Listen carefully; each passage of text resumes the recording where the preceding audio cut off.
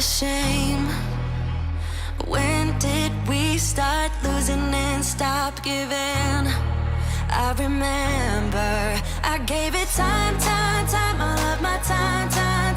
Now my mind's lost in its thoughts. I want you want only you, but my heart's all tied up in knots. Wanna release it, wanna release it, wanna release it, wanna release it,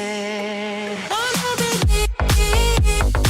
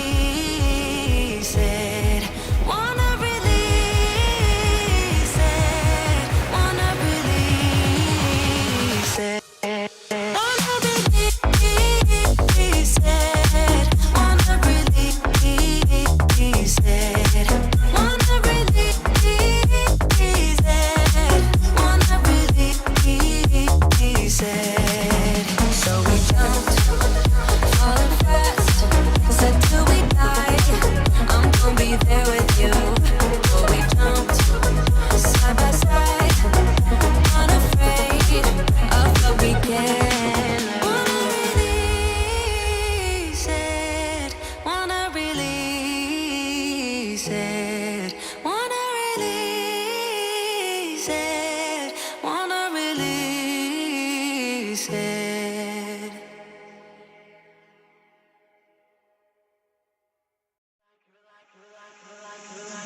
You're like a circle that floats around me, keeping me safe and sound. And when I fall, you've tied a rope to me.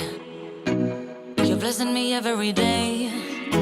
I was down with an illusion, like a sparrow with broken wings, but now I shine with your reflection on me. I'm getting back up on my feet. That you showed up was written in my palm. You are a statement, explode like a bomb. I get to push myself to victory. You make me winner. You cut me loose and set me free. You make me win in every way. You showed me how to spread my wings. Yes, I'm the winner of the day.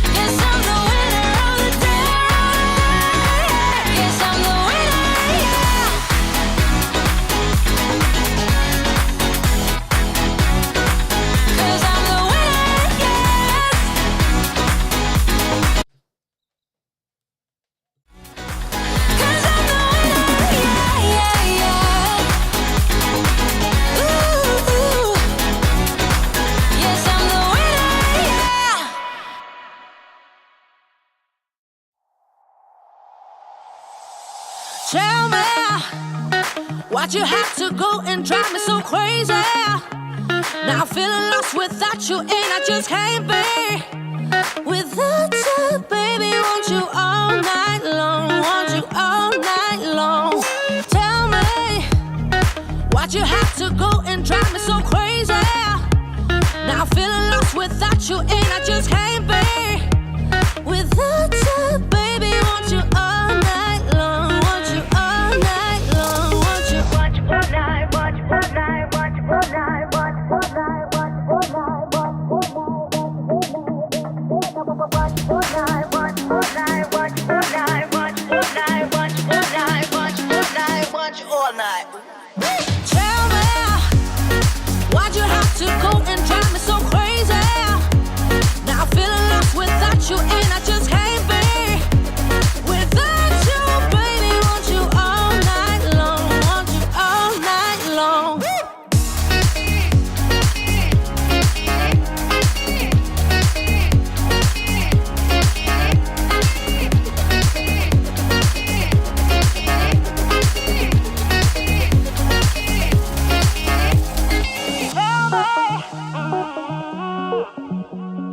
Baby, now I'm feeling lost without you, and I just can't be without you, baby. Want you all night long, want you all night long. Give me all your love, baby. Give me all your love, baby. Give me all your love, all your love, all your love. Give me all your love, baby. Give me all your love, baby. Give me all your love, all your love, all your love.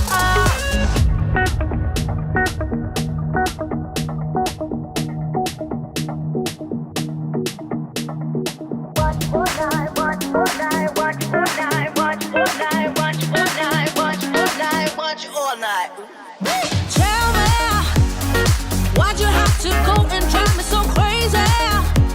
Now I'm feeling lost without you, and I just can't be without you, baby. Want you all night long, want you all night long.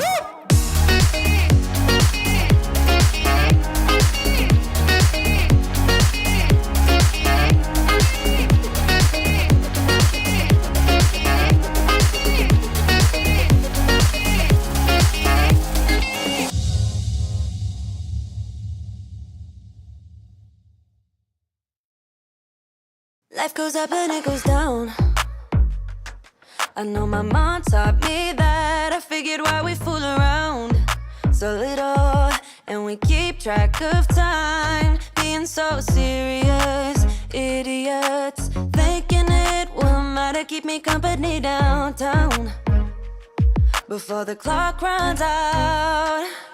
Sun is shining, but the rain is welcome too. Friends are nearby, don't need another view. Time is not on my mind, but then it's you.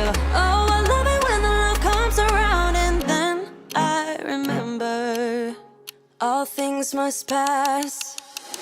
But I'm not gonna wake up, wake up. I'm not ready, let me have another day. Don't wake up, wake up. Keep it steady, cause I'm happy, I'm not gonna wake up. No, no, not yet, whoa.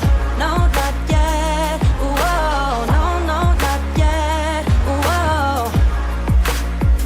I'm afraid I'll end up nowhere. They keep saying I'll be fine, but how you know that I'll be there when it feels like I'm lying every time someone asks how it goes, and I save the details that actually mean something. Sun is shining, but the rain is welcome too. Friends are nearby, don't need another view. Time is not on my mind, but then it's you. Oh, I love it when the love comes around, and then I remember all things must pass. But I'm not gonna wake up, wake up. I'm not ready, let me have another day. Don't wake up, wake up. Keep it steady, cause I'm happy, I'm not gonna wake up. No, no, not yet, whoa. No, not yet, whoa. No, no, not yet, whoa. But I'm not gonna wake up, wake up. Don't cause I'm happy. I'm not gonna wake up, wake up. I'm not ready, let me have another day. Don't wake up, wake up. Keep it steady cause I'm happy. I'm not gonna wake up. No, not yet. Whoa, no, not yet. Whoa, no, not yet. Whoa, I'm not gonna wake up.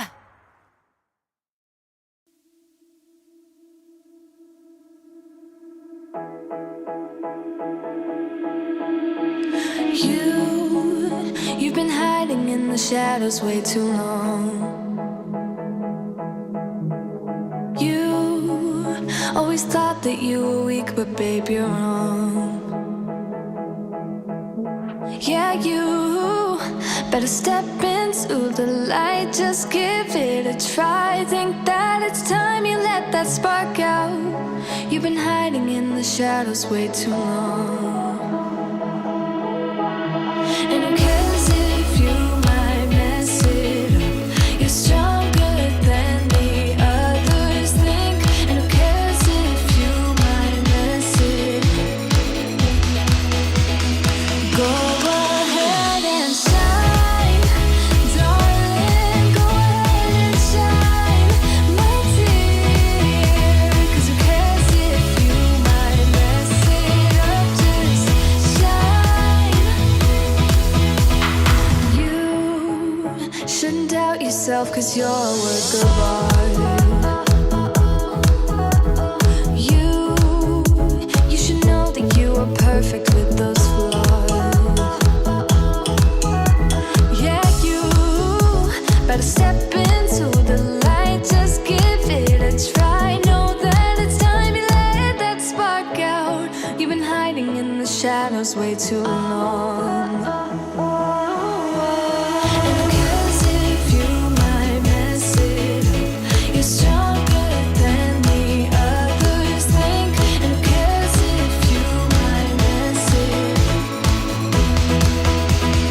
Go ahead and shine, darling. Go ahead and shine, my dear.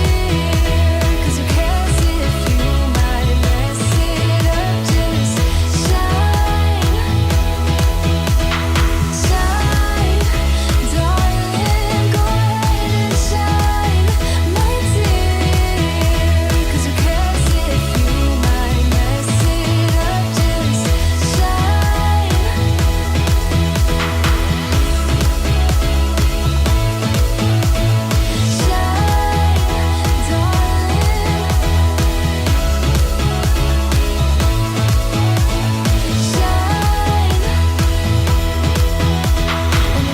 if you might mess it up? Just shine. You're stronger than the others think. And who cares if you might mess it up? Shine. Go ahead and shine, darling. Go ahead and shine, my dear. Cause who cares if you might mess it up? Just shine, shine, darling. Go ahead and shine, my dear. Cause who cares? Hello, everybody. The sound wasn't actually meant to stop the song there, but that's okay. Welcome to 2024. Whoa, where did 2023 go? Woo! It just left the building, and here we are in 2024. Hi, everybody out there in the big wide world. Drop your name. Let me know where you're joining us from. This is our first live session for 2024.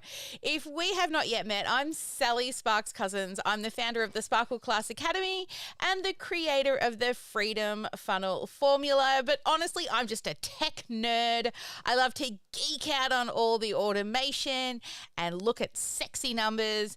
And I love pretty things too. I have been a graphic designer for over 25 years. Now that's showing my age.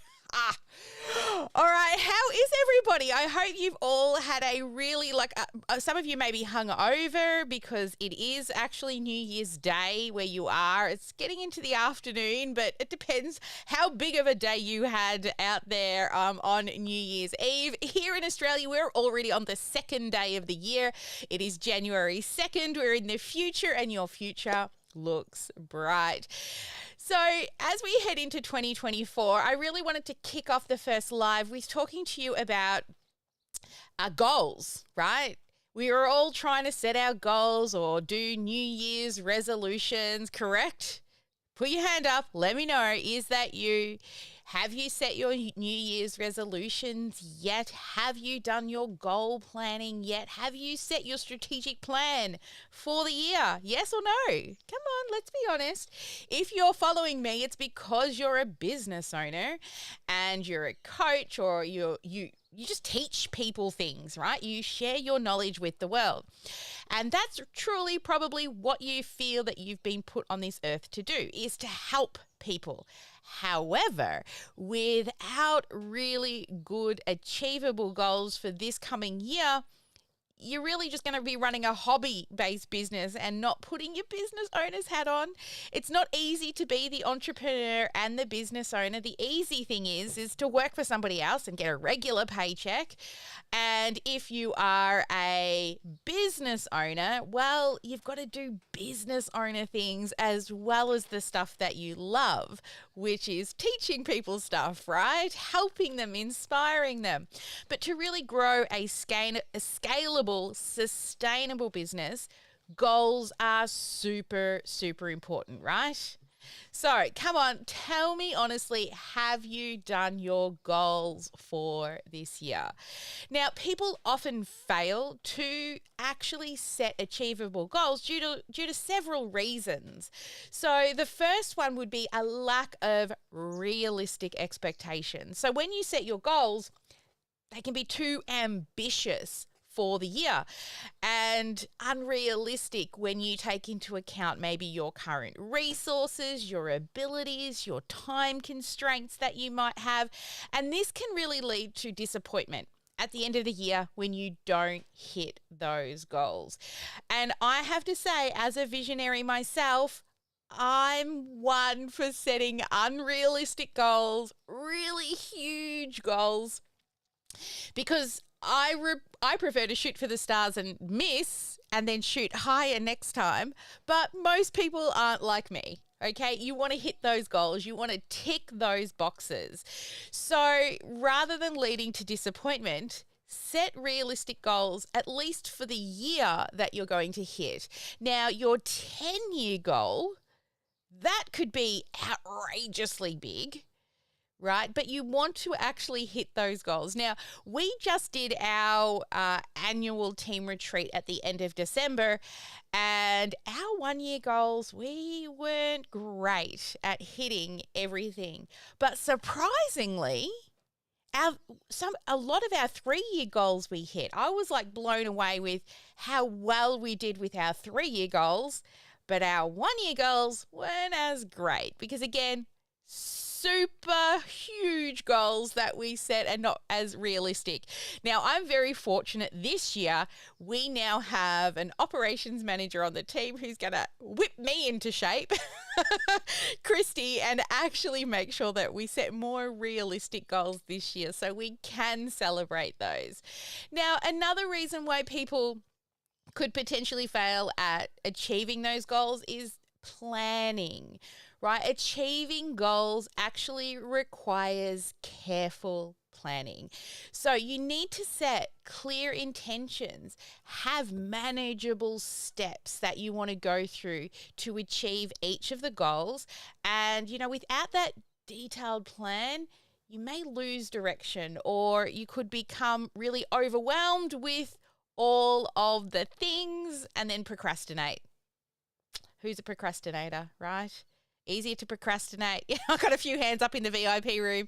Easier to procrastinate and think about something else or do some creative avoidance when things start to get overwhelming.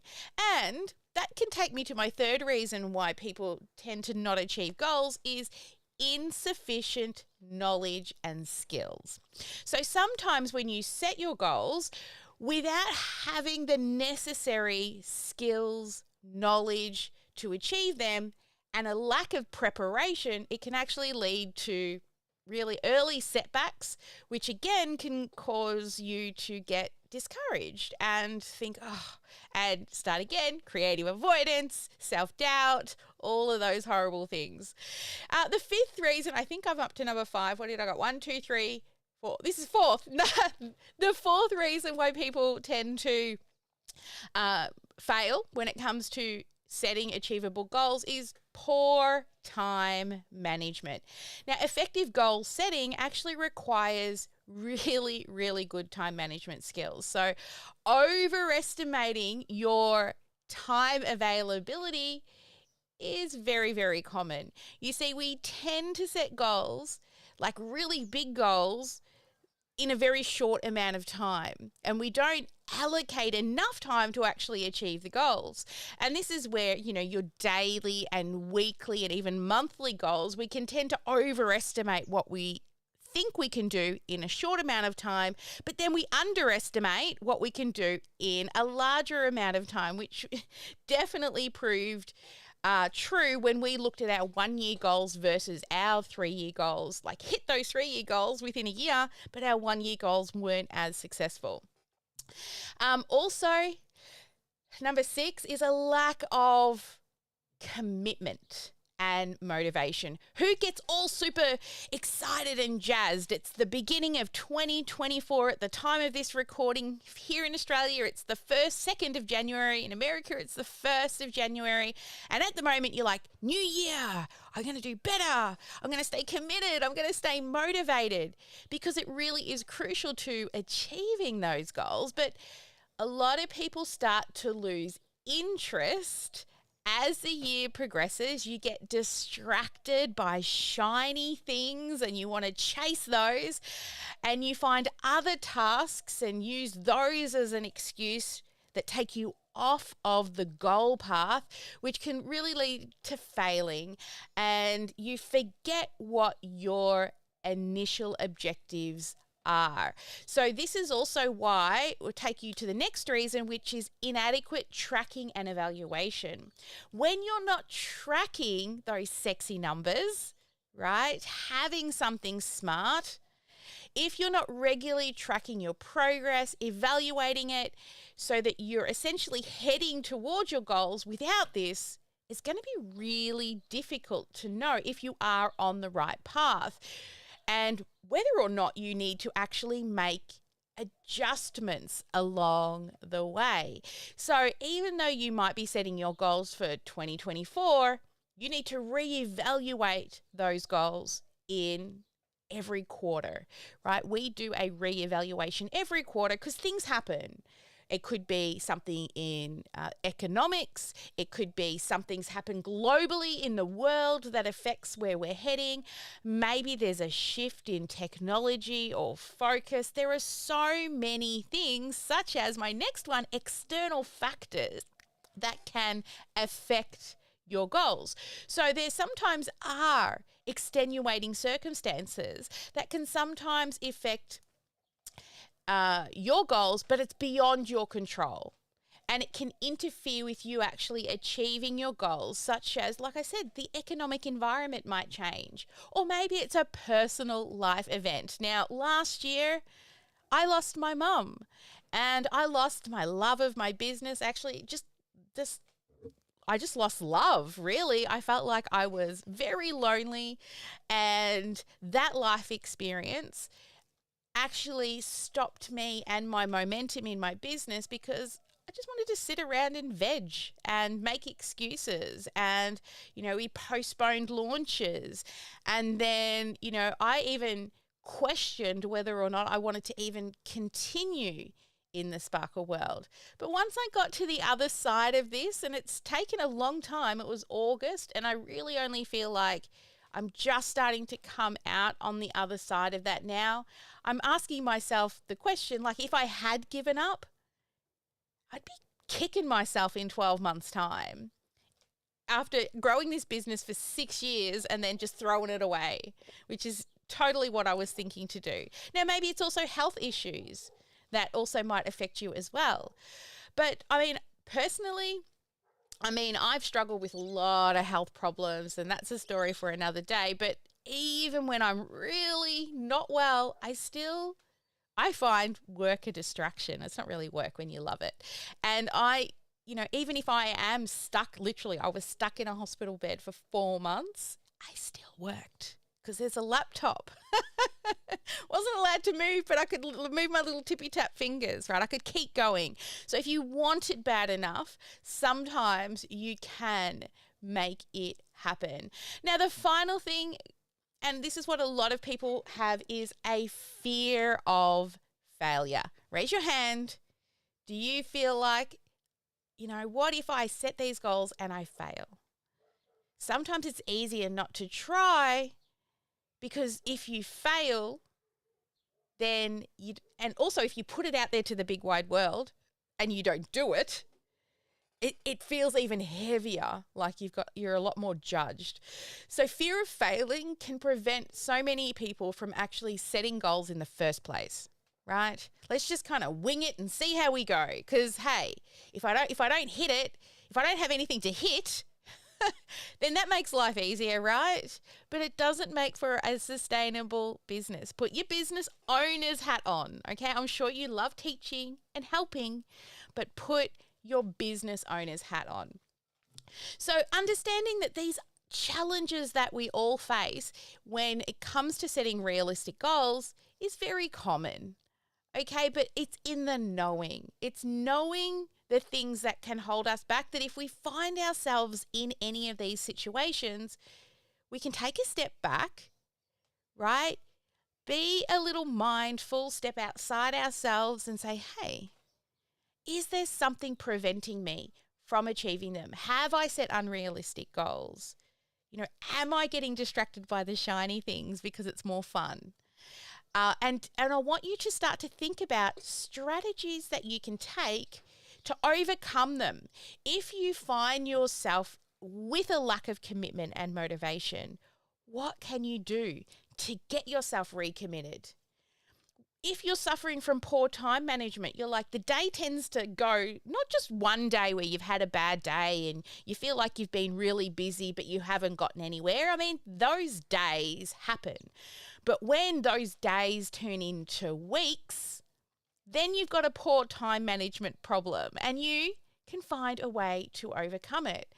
If you're lacking in a skill set, so say you're not sure exactly what numbers to track, how do you even track numbers, right? Learn.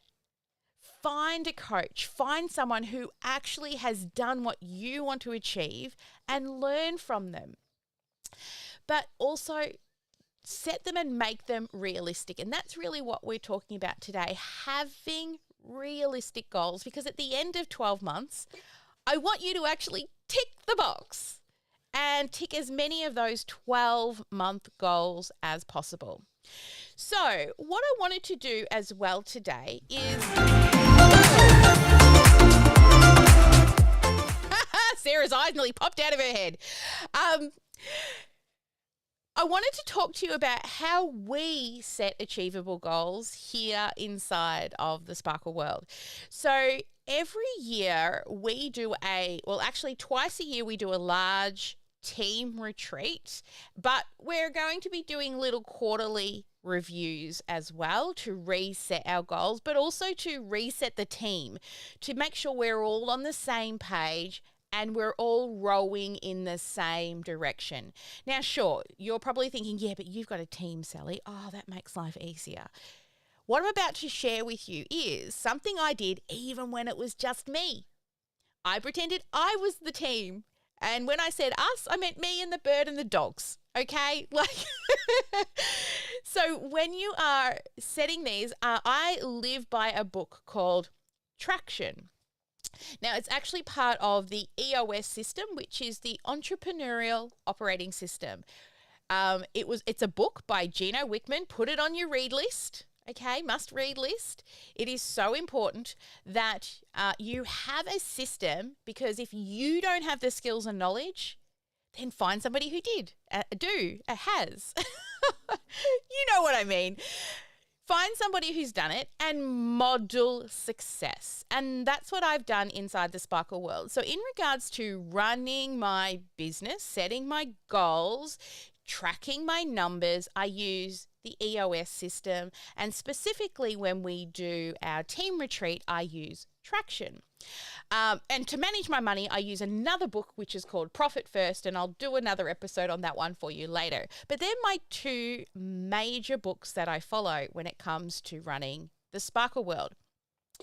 So there are 8 major things that we always cover in our team retreat, because before we can set those realistic goals, set the smaller achievable targets, we need to know what our big idea is. So I'm going to go through what the 8 things are that we cover during our team retreat, and also we do it with our clients in our GSD days. So there is one coming for our clients. GSD stands for Get Shit Done. We have 3 GSD days coming towards the end of January. And if you are an active client, there's no need to wait. Go into the Sparkle Class Academy, into the vision section, the see it area, and you'll be able to do it now, right? But for those of you who would prefer to do it in a group, it's coming up last week in January, and the exact dates, whatever the last, well, in Australia, I think it's Tuesday, Wednesday, Thursday. In the US, it'll be Monday, Tuesday, Wednesday. So whatever that week is, the last week of January, I believe, is where it's falling. So anyway, let's talk about the 8 major questions that you go through when we do the VTO. So the first one is to define, oh, there's some things on my screen, extra letters. Hang on. This one here. There we go. Let's try that again. And Ma, this is an edit for you. For those of you who don't know, we record a podcast here on the live stream as well. So if I pause and reset, it's because it makes it easier for the podcast manager to edit. So the first question is to define your core values. Okay, so core values really are essentially the main tenets of your organization, the main things that every time you make a decision, whether it's hiring, firing, or even clients that you choose to work with, you need to make sure that they're aligned with your core values. Now, if your business is starting to feel really heavy and you are not feeling aligned with your business and you're thinking, oh, it's a struggle to even get up in the morning to do what you know needs to be done, it could be because you're not working in alignment with your core values. So these are really just a small set of guiding principles that define your culture and truly who you are as an organization. Now, they should be deeply aligned and ingrained, not just in you, but also in your actions and your staff's actions if you do have a team as well. So the first thing is core values, very important to set. Now, I have been putting together a mock well, it's not really a mock. I've got to have a meeting, but I've been doing these 8 questions with another company that I've invested in, and I really got to give some attention to this year. I've actually got 3 businesses I need to do this for this year. So my 2024 is actually a year of investing in other people's businesses, those that may not have the financial backing to get their business off the ground, but they've got a solid idea. Or they not only don't have the financial backing, but the sales and marketing skills to really make it scalable. So I have one main focus and then 2 other smaller focuses. So I'll share with you one of them that I've started to work on, which of course I need to sit with the business owner and go through, but I'm going to give you an example soon of each of these 8 questions. Now, the second one is... next one is establishing your core focus. So your core focus, what it defines really is what driving the economic engine of your business. Okay, what is that core focus that's going to help you grow and scale? It's not a business if you're not taking into account the economics, the numbers, the sexy numbers. So it's really a combination of both your passion and also your niche as well. So this is really crucial so that, again, you stay focused on your core focus and you don't get distracted by all the shiny balls and all the opportunities that may fall in front of you, but actually outside of your core focus, because you need to also not just say yes to everything. Having a core focus allows you to also say no to things as well. Now, the next one is, again, thinking big picture. I want these ones to be a bit audacious. You know, those big, audacious, hairy goals, right? Hairy ass goals, BHAGs, we call them. Big, audacious, hairy goals. Audaciously hairy, BHAGs. Hairy, audacious goals. There we go. So your 10-year target really is your long-term goal. It will give you a clear idea of where your business is headed, right? That then helps you to break down into smaller goals. It gives you a point in the future to look towards where you want to be. Okay, so then you know what you need to do and who you need to be. Okay, and with these, everything in your 10-year target allows you to have goals that guide what your actual actions will be, what your decisions will be over the coming years. Okay, now it should be very ambitious and huge, but also if you don't believe you're going to achieve them, that can be a mistake as well. So they still need to feel achievable. Okay. All right. Next one is your marketing strategy. What is your marketing strategy? Now, this one is the thing that everybody gets stuck on and they start chasing new shiny balls. But when you define your marketing strategy, it includes, one, identifying who your target market is. I like to call them your dreamiest client. Okay. If you could choose, 1, 2, or 3 people that you would be like, if all my clients were like this, then I could take over the world in my niche. So who is your target market? Understanding really what sets you apart as well. So what is your unique value proposition, as well as outlining what is the process in which you take people through. What are the steps you take people through when you're doing business with them? Now, that is not your signature method, okay? Your signature method is once they buy into your program, they go through the steps, okay? That's your method to get them to the other side. But what's the steps to get them to become a customer? Do you know what they are? This is a proven process outlining how you do business to get new clients. So this involves developing a strategy for attracting, but not only attracting, but also retaining customers as well. We just call it the SCA way here, but we have a process. We run live events, right? That's what we do. We run a live event to attract people in. Through that, we then get sales calls. And through that, we then have a follow-up system. And then when people finish with us, we also have a retention process as well. All right, the next one is your 3-year picture.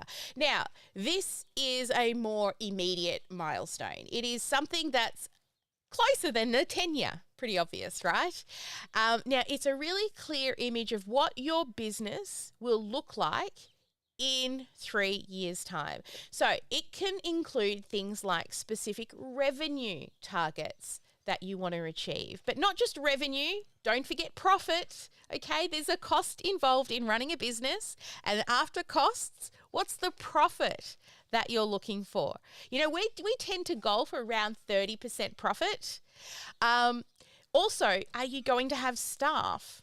What are the number of employees you're thinking that you would like to have in 3 years' time? What about customers? How many customers would you like to have? And any other major achievements that you would like to have after 3 years. Now, this helps you then to break down that larger 10-year into a more short term. It's still, 3 years is still, I would consider short term. I've always said, because I've always said, when I started this business, I said to my husband, give me 5 years. Give me 5 years to make it successful. And then when it comes to staff, I'm like, can you give me 5 years? Will a staff member stay for 5 years? We haven't yet hit a 5-year staff member yet. I wonder who will be the first. But we're only 6 years old, so what, but this really helps you from having those larger kind of audacious goals into a more manageable, approachable time frame. And then, of course, once we get to 3 year, we've got to then divide everything by 3. That's what I do to get us to a 1 year plan. Now, this breakdown at the 1 year plan section really has to feel achievable. If you then divide your 3 year into an annual plan with your current financial resources, assets, team, all your overheads, do you actually have the capacity to hit those goals? Those specific financial goals and all the other measurables and objectives that you want to achieve in the next year? These goals should align with the 3 year picture, but ultimately your 10-year target as well. So as you start to break them down, it might actually make you review your 3 year and your 10-year. Okay, because remember, we want them to still be achievable, as many as possible. I don't expect you to hit everyone. If you do, amazing. But if not, right, at least you want to hit majority of them at the end of the year, or it can be really disheartening. Now, of course, once we've looked at the 1 year plan, then we need to break it down to 90-day rocks. Now, these are really your priorities in the next 90 days. So rocks especially come from that EOS system. They call them rocks. It really represents the most important tasks that you need to accomplish. So I like to kind of, and I think other people have explained it this way as well, but if you think of an empty glass, okay, and if you were to put in sand, which is all the day-to-day doings of everything, without thinking about what the most important tasks are, which are the larger rocks, when you try to put those larger rocks in a glass that's already half full of sand, you cannot fit them in. So the picture of rocks, when you put rocks in, that's just a handful of things you want to achieve in 90 days. Now, 3 to 7, that's it, no more. 3 to 7 major things you want to achieve in the next 90 days. So you put in the rocks, and then we put in little stones, which are the tasks, and they fall around the rocks that help to take us towards the rocks, which I like to call your little scorecard points, okay, your measurables. And then the daily tasks are all the sand that falls all around it that supports all the rocks. So your 90-day rocks, you want to review them every quarter to make sure that your overall 1 year plan is still on track, and make adjustments when necessary. And finally, we want to think ahead to what issues may come up throughout the year. Now, this becomes really great practice. Every time something comes up or pops into your brain of an issue that might stop you from achieving the goals, write it down. Put it on the issues list. If it comes up in a team meeting and nobody has an answer pretty quickly, because we don't, try to solve lots of problems straight away in a team meeting, put it on the issues list. a complaint or something comes in from a client, put it on the issues list. Get into practice constantly adding things to your issues list. And then you can prioritize your issues list. When you prioritize your issues list, then you start to fix the things that are most important, that are going to give you the most amount of traction. So that you know, sometimes ahead of time even, that problems that might arise before they come up. Right? So it's really important to identify them, but then to also document the obstacles and the challenges that might arise throughout the year, because then they become action items. So they're things that you look at each of your meetings and each of your planning sessions. And I'll do a lesson around that later in the future. We call it IDS, Identify, Discuss and Solve. It's, again, part of traction.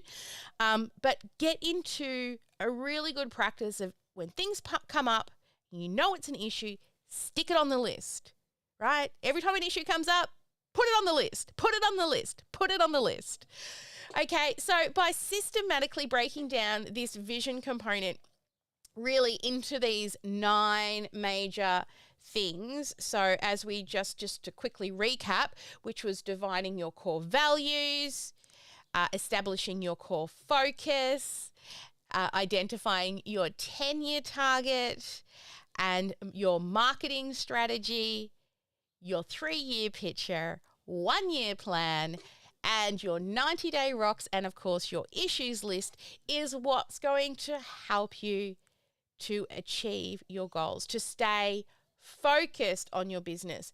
But you need to have a path forward. You need a focus. You need to be able to know where you're rowing. So when opportunities come in and are constantly talking to you and trying to pull you off track, this path that you have created, this map, will ensure that every area of your business is actually aligned, right? You achieve both the short-term and your long-term goals. This approach will help you to maintain focus, and also it will help you to maintain a team that are all rowing in the same direction with clear objectives. So I wanted to give you a little example. Now, this is not done. It's a mock-up that I've started to put together, but I haven't ran real numbers, okay? So this at the moment doesn't have real numbers in it, but it's just a mock-up of an idea that I've got for one of the businesses that I've invested in, which is training puppies. And I know somebody's eyes in the little room is going to be going, bing, what? So I've got 3 businesses, well, actually 4, because I am an entrepreneur through and through. I invest in businesses, scale businesses, and step back, and then you've got passive income. So the Sparkle Class Academy, we have a doctor recruiting business. Also, I was so excited to invest in a puppy training company and also a VA business as well. So I'm pretty lucky because, you know, from lots of people who like to invest in things, might be property, might be stocks and bonds. For me, business is so exciting. I love business models and marketing and strategy and all the things. So it's aligned with who I am as a person. And so for one of them, we have property and we have stocks and all the things, but I don't get excited about those. I get excited about businesses. So let me give you a little overview of just what these 8 questions will look like when you do them. Let me find the little share screen that I've set up here. Let's hope I click the right one. Yay! All right. So these are just some examples when you're putting together your business. We spoke about your core values. So for a puppy training company, of course, we're focused on puppy development, right? Pretty simple. Puppy development. Overall, what is it? Puppy development. Also, this business is an online-based puppy training business. It's not the one where you need to have people in the same location. So we're going to become innovative with the way in which we do online training. I know when I started working with this client, Sarah, I remember she's like, how am I going to do this online? I'm like, I can see the vision, baby. I can see it. And now she's got clients and she's done it online, and it's actually really fun. The third one is to build a supportive puppy owner community, because it's not just about training the puppies. I tell you, it's mostly about training the humans. And also a huge part is positive reinforcement. No spray bottles and whacking them on the nose, right? It's all about positive reinforcement to train your animals. It's not about telling them off and giving them a whack. And being compassionate around the training. So that's number one, the core values that we spoke about. Now, the second one is your focus. Now, with your focus, you can call it a purpose, a passion, a mission. I chose a purpose.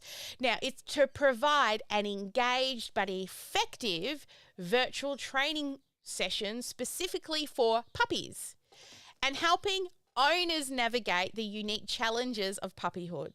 Now, even a second-time puppy owner may not have been trained themselves properly, right?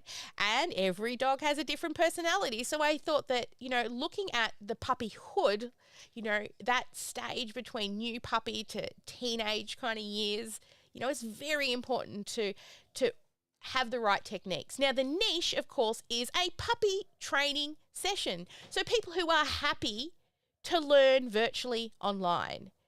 Not those that feel that I have to be locally with the trainer, because they're not our niche. And we know it works online. We've seen amazing results from virtual training. So we need to stay focused on the fact that it is virtual, basic obedience, socialization, and any other common puppy behavior issues as well. So that's what I've put down for the core focus. Now, 10-year target. Now, with a 10-year target, I would love to see this company become the premier online destination for all puppy training, with a wide array of courses and a large number of active online communities. And really recognition of the pioneer virtual puppy training solutions, but actually expand beyond that later. In 10 years' time, it's not just going to be puppies, okay? It may be more behavioural issues that may not have been affected not treated, but trained in those earlier years. Or maybe somebody who's gone and rescued a dog needs help. Now, of course, we can't go there straight away, right? We've got to build up the resources. We've got to build up the results. We've got to build up the testimonials. But in the meantime, if I'm looking ahead, I would love to see it become a larger, with lots of puppy trainers, like teachers inside of the academy, not just a one-man band. Now, the marketing strategy is new puppy owners, especially those balancing busy schedules and living in areas with limited access to in-person puppy classes. So busy schedules will be people who are so busy they can only do it online. It's much easier, or to go and watch a repeat. They don't have to be there at a set time. Or those that have to travel long distances to access a quality puppy trainer. So to me, that would be the target market. Now, that saying is not that that's the only people, but generally speaking, it would be people who are busy. That's why they love it online, because they can come in and go when they want to. Now, 3 uniques. One is we have amazing group sessions, right? The way in which we run the group sessions is really interactive and engaging, because all the owners are sharing videos straight to screen of their puppies, which then helps to build a strong, supportive community where they all start helping each other, sharing pictures and, supporting each other through social media. So our 3 uniques is tailored group sessions, right? We've got the method, but the group sessions is what creates a tailored experience. Interactive and engaging, because it's going to be online. We need to keep their attention. It's much harder than just in a room where they can't escape and turn off their camera. And then, of course, you won't grow a sustainable business without a great supportive community. And our proven processes is an easy online enrollment process, a pre-training assessment to match them with suitable groups, and also live interactive Zoom sessions, which I love. That's the favourite part, is watching the puppies being trained and Sarah up the front going, yes, yes, now, give them a treat. Because she can see things that we can't see in the mannerisms. It's similar to like training my bird. Like I know when my bird does not want to be trained, right? He starts rubbing his beak and he starts kind of preening himself. So there are things that, you know, if you're not a trainer, you don't see. And I think that's another reason why I was really excited about investing in this company is I love training dogs. I love training birds. It just felt really aligned with who I am as well. And then, of course, the guarantee. You need a guarantee for your business. So for the guarantee, I put satisfaction that your puppy will have progress after completing the program, or we'll work with you until you do. So they've got to turn up and do the things, but if they don't see progress, then they can stay until they do. We know the process works. All right, moving on to the 3-year picture. I put down 300, like you've got to set a revenue and a profit. So I've got 300,000 after expenses, profit goal of 120,000, and some measurables. Now, I haven't sat down and worked out the numbers for this particular section well. I put some numbers down, but again, I've got to have a meeting with Sarah to make sure that they're aligned for everybody. But some measurables is to host 1,500 virtual puppy training sessions. Now, that's not just going to be Sarah.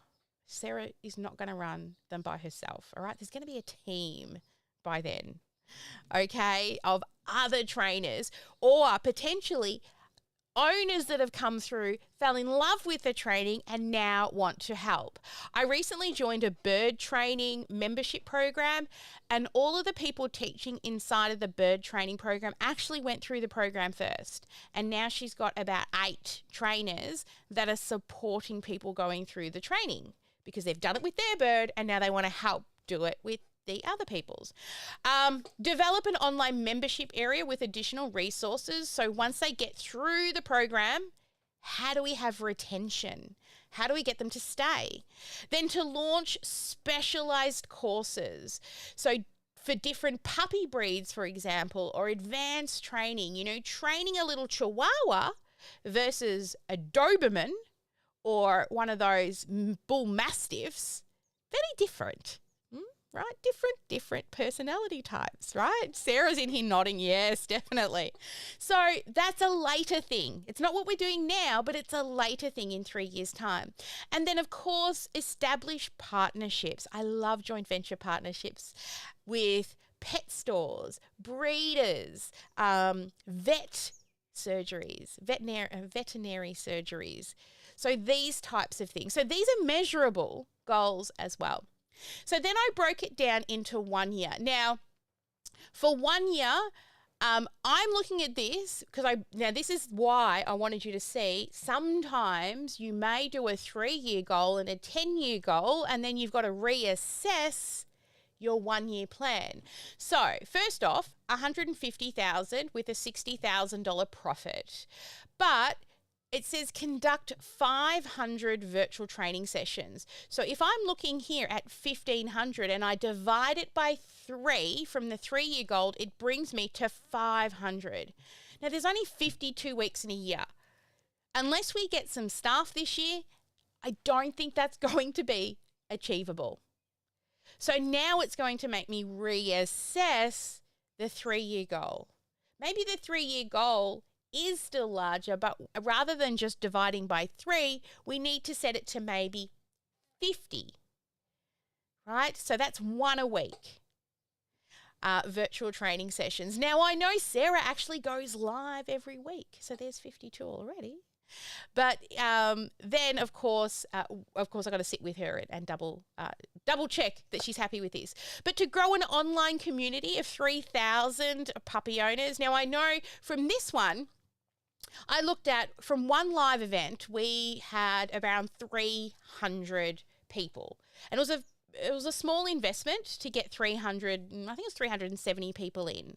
So I think as we invest more money each time over the year, we could get to 3,000 people this year. And then to create and introduce course focused on socialization for the puppies. So each of the areas that Sarah teaches, you know, socialization is huge and it could be something else, but we want to really dial in each area. And if I talk also about, say, the Sparkle Class Academy, it's got 7 major stages that people go through. I didn't build out every stage and make them really robust in the first year, right?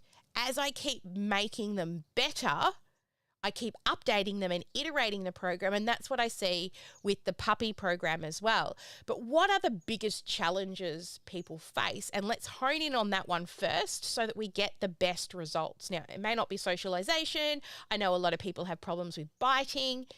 That may fall under socialization. I need to double check the wording with Sarah. But really building in the areas that are going to get the best results and eventually making the program more and more robust. And then, of course, enhancing our online presence, particularly on the social media platforms. And I'd like to see them go up by 75%.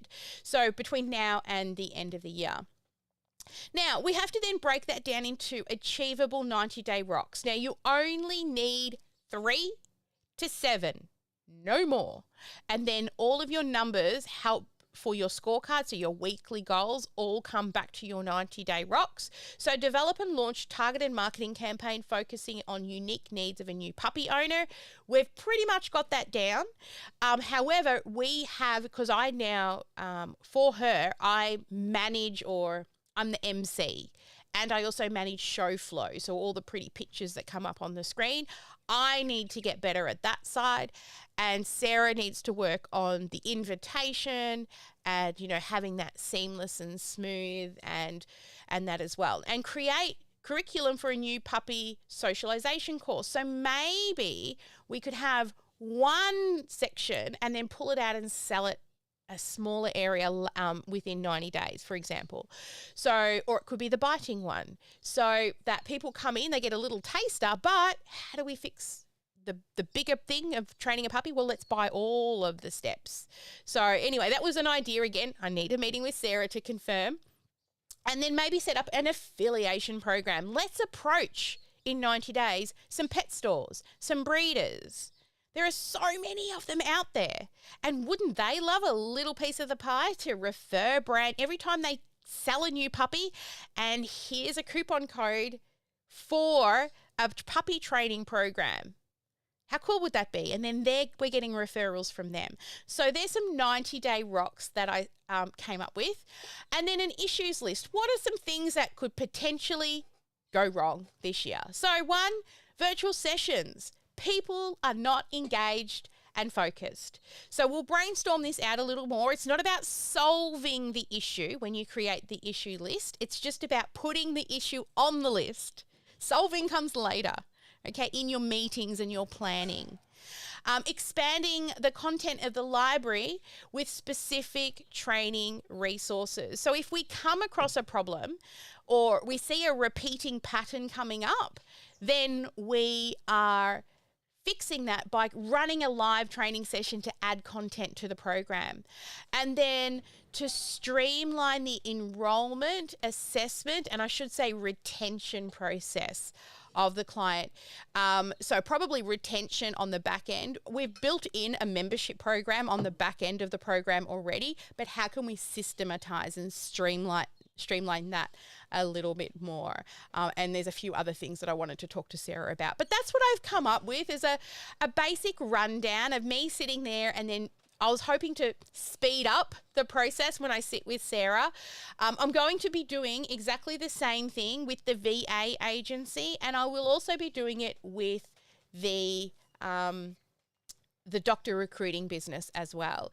So this is really important because I've been doing this since I started my business, and I've done it every single year. And I honestly, I don't believe that we would be running a 7-figure business if it wasn't for this focus. So as you can see, there's a little bit to set up and go through, and we usually do it over a 3-day event. For those of you who are part of the Freedom Funnel Academy, it's actually in phase 1, See It. So you can jump on in there and you can get started now. There's no need to wait for this month's GSD day to kick things off and really to dial in these 8 questions. Once you have them sorted, then you can start to implement, weekly meetings and strategies as well around that. Can you hear all the birds outside? Can you guys hear them? They're not my birds. They're the backyard birds going off. We've been doing lots of gardening and I think they're really happy and loving it. Oh my God, they're everywhere. It sounds like galahs, the really colourful ones. And honey eaters on my, I've got a kangaroo paw out there. They're all having such a lovely time. I got bird baths in all windows as well, so I can watch all the birds play. Can you tell I love birds and dogs? Yeah, they're my favourites. And my husband's just opened up the window for cross-flow because it's getting hot here. Thank you, my love. That's why oh my God. I think they're a bit randy because it is summer, right? Spring, summer. The boys are trying to get the girls' attention out there. That's what I think's going on. All right. So as you can see, once you've done that, what you then will have is an overarching statement of what is your vision. So vision is, I want this company to be the leading online academy for puppy training. So renowned for transforming puppy training experience through virtual solutions, building a well-informed community of responsible puppy owners. So that's a bigger vision, and the traction component is consistently executing the strategic initiatives, actually achieving the short-term goals while progressing towards that larger vision so that we can become globally recognized in the virtual puppy training space. But of course, we've got to do the things. If we don't do the actions, the follow-ups, the tracking, all the things to achieve those short-term goals, we won't be able to become a globally recognized authority in the puppy training space. So there you go. That is the vision, traction, organization, and an example of one that I've been slowly putting together. And now what I would love you guys to do is start to do it yourself. Now, if you would like help to do it, I have, and I know I put it here somewhere, but I'm not actually sure where I put it. Here. We are running and opening up to the general public the GSD day at the end of the month. Christy, if you could double check the dates for me, please. But we are opening up the vision training organizational session, or 3 days of training in January. And if you would like to come and join us to create this type of plan, and then of course we've got templates and I sit there with you and do your numbers, but it is limited to the amount of people we bring in, because I will actually help you with the numbers, because that's where people get most stuck. It's easy to write the vision and these big ideas, but how do I choose my numbers? And that's what we found over the last couple of years of helping people where they really do get stuck. So I can't have 100 people in the room because 90 of you are going to walk away without actually me looking at your numbers. So it is limited. So if you would like to grab yourself a spot in the VTO or our See It Vision GSD Day, go to sparkleclassacademy.com/VTO. That's sparkleclassacademy.com/VTO. Now, I know that the early bird offer finished on the 30th of December. Christy's going to hate me right now, but I'm going to leave it open for the next 48 hours to grab an early bird special because honestly, I have not been online to really let you guys know. I think we sent one email out about it because honestly, because it's only limited spaces. But if you want to, only for the next 48 hours, and then it'll disappear. So if you're listening to this and you do not see the early bird offer on the sales page, then it's gone. You're too late. Okay, so I would head over there. Or if the sales page redirects to a wait list, it's because we've totally booked out. So you want to head over there now, grab yourself a spot. These, I would normally sell them for a couple of $1,000, and I think it's $497, something like that for early bird. So head on over and grab yourself a seat. You will not regret it. You're going to walk away feeling more empowered with real hard, solid numbers that you're going to be tracking towards for, Christy said. Thank you, Christy. I do. Yes. She's like, no, I sent 4 early bird emails out. You can tell. See, I thought only one, but I have not. I've been trying not to check my phone. The dates are the 23rd, 24th and 25th of January. Yes, thank you so much, Christy. That would make it the 22nd, 23rd and 24th if you're in the US, Canada and, in the past. But we've set them at a good time for our beautiful US and Canadian people that it's still a reasonable time for you. Let me just double check for you. I've got my little clock up here. I think, what time am I starting? Let me get my calendar up. I'll give you the exact time as well. Go to calendar, Sally. Go through. So 7 a.m. my time, which is 3 o'clock Eastern, 2 in Central, 1 in Mountain, and 12 in Pacific. So, see, good hours, right? And also, if you can't attend live, you will get access to the replay as well, and you will have the opportunity to ask me questions about your numbers if you can't attend live. But the purpose of it is you've got to really be there live. That's the best part of the training.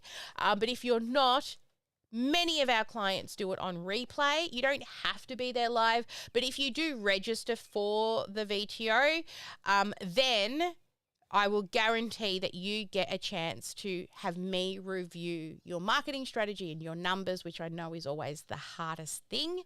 All right, so that's it. We are done for today. Hey, and I've nearly made it to the top of the hour. Before we head off, I just wanted to bring Sarah up, because I told Sarah nothing. That's how I roll, baby. Didn't even tell Sarah that I've been playing with this in the background. Where is hang on, let me fix up my screen so I can bring Sarah up. Pin Sarah to here and come to here. Hey, Sarah. Hey, Sally. Now I know. Happy New Year. Yeah, I know that I've done this by myself without you, only because I wanted to, throw my ideas out there. But what did you think of the Sally version of the VTO? And I know it's not my business, but I'm an investor and I wanted to start. How did you feel that review went? And you can be totally honest. I got thick skin. I liked it, actually. It's very interesting to see it as in such finite detail, with such focus. Because for me, I went through VTO last year and I think I made some outlandish goals and, I didn't meet them this year, but it was just kind of something that might happen in the future. But looking at the realistic numbers and seeing what needs to be done to get there, was really kind of exciting. Yay! Okay, cool. I was a little nervous sharing it, like that you would be like, oh, but it's my business. I'm here to help and support you in all the ways, but I just couldn't help myself as I was sort of mapping out today's lesson. I was like, oh, I should do Sarah as well. so I can give an example. So that also, it's not just, pitching what my business is as well, showing that it can be done in all business models, including puppy training.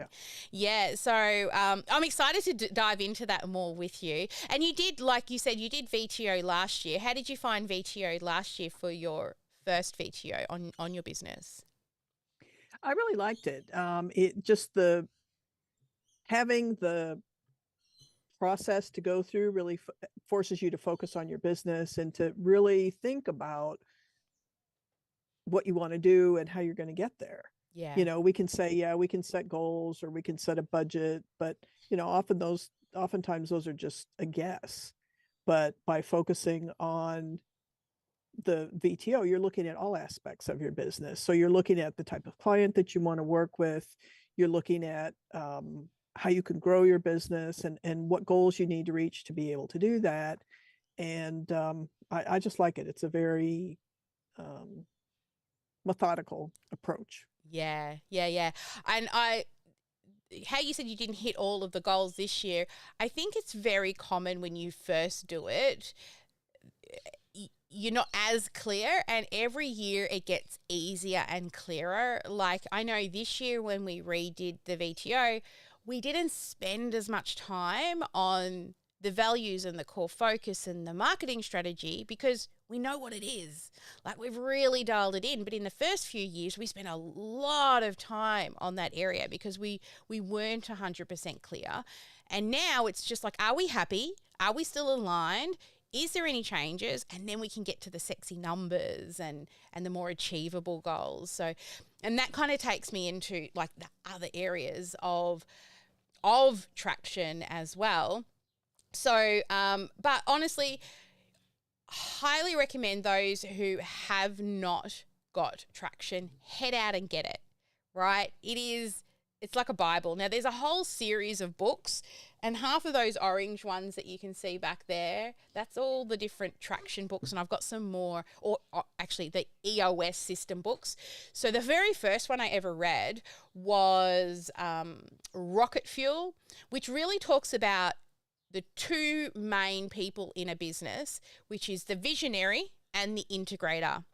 Right, the integrator can be known by lots of different things, but like the operations manager, really some of times that is like the CEO of the business or COO of the business. And the visionary is the one that comes up with all the ideas and keeps the business moving and growth and initiative and fresh. And then the integrator goes, no, not this one. No, not that one. No, like they handle the day-to-day tasks. And that was super exciting for me because one, I know I'm an integrator. I'm pretty good at it because I did it by myself and I was able to get my business to where it is, but it's not my zone of genius, right? It is a zone of excellence, but it's definitely not a zone of genius where I'm in flow. And as a visionary, I'm constantly coming up with ideas and I find it very hard to tell myself no. And Christy's getting very good at telling me no. And then the second book was Traction, which actually breaks it down at a leadership level. And then the third book is What the Heck is EOS? And that's for the employees, right? So that when the sort of management team are talking all the lingo internally for the company, they can understand what system it comes from. And that's another huge thing that we have as well, is we all should be speaking the same words, right?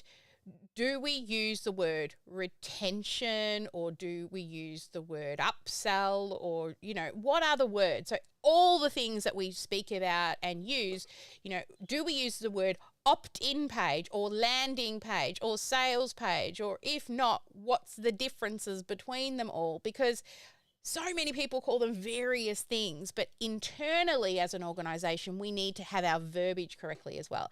I could go on and on about traction and EOS all day, but I have to go dark. Today is my Tuesday in during our break. We're currently on, well, we're not really on break, but we're on VOS break, so we're not in the VOS, but today's my day to hang out and answer any questions with our current clients to keep them moving forward. So I'm going to head in. If any of our clients are out there on the live stream, please come into the Strategy with Sally Zoom room. That's where we'll be running it and recording today's session. Bring your questions, bring your numbers. Looking forward to chatting with you all. I can see a few people are joining us. Have a great day, guys. As always, never let anyone dull your sparkle, and make sure you get at least one income producing activity done each and every day. And I will see you same time, this channel, every week, Tuesdays, 9 a.m. Melbourne time, Smart People Google, every week for Strategy with, Strategy with Sally. That's what we're doing right now. Have a good one, guys. See you on the next live. Bye for now.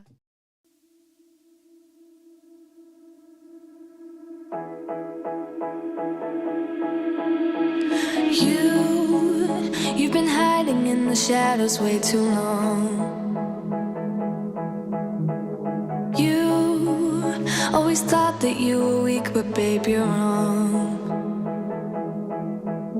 Yeah, you better step into the light, just give it a try. Think that it's time you let that spark out.